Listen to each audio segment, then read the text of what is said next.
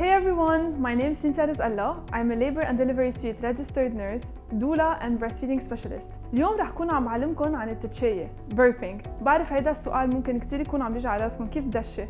قد ايه بنطر قبل ما احط البيبي ان باد؟ وهيدا الشيء رح كون عم جاوب عليه اليوم. اول طريقة هي على الشولدر، على الكتف. أكترية الأوقات بنشوف الأم أو البي أو التيتا عم بيدشوا بهيدي الطريقة مع البيبي على تشست مثل بهيدي الطريقة.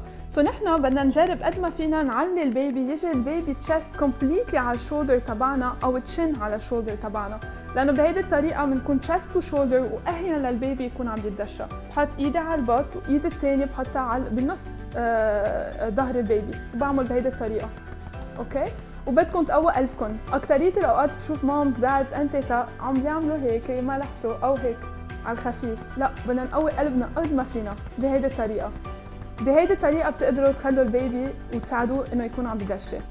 ثاني طريقة هي وقت نقعد البيبي like this. بلقط like a C، الشن تبع البيبي رح تبين كأنه you're choking the baby، كأنه عم تخنقوه بس you're not doing this.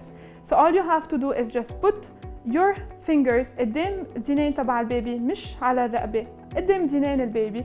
بتقعدوا البيبي للتوفة و you clap بهيدي الطريقة. again منقوي قلبنا وبدنا نسمع صوت قد ما فينا وسبيد قد ما فينا كمان بدنا نقوي. بعرف كثير اوقات رح تقولوا لي طب سنتي نحن ليش فينا نقعد البيبي؟ yes it's fine، اذا عم بيقعد البيبي just for a few minutes it's totally okay like this.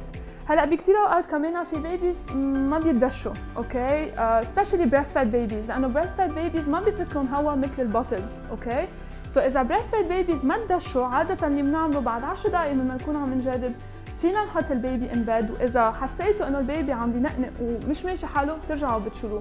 and when you put the baby in bed try to elevate the head of the bed like 30 degrees، مش اكتر من هيك. ما تعطى لهم اذا البيبي ما تدشى. breastfed babies ما بفت لهم هوا. just put the baby in bed after 10 minutes. if you have any question, please don't hesitate to get in touch with your breastfeeding specialist and I'm sure she will be able to help you. Good luck.